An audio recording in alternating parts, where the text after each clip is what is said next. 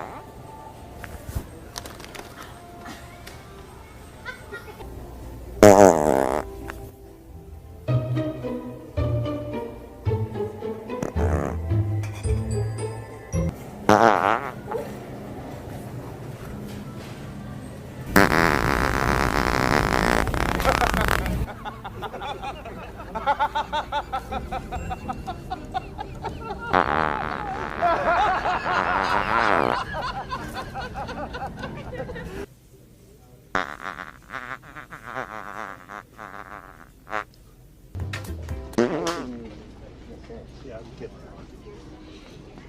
that one. Excuse me?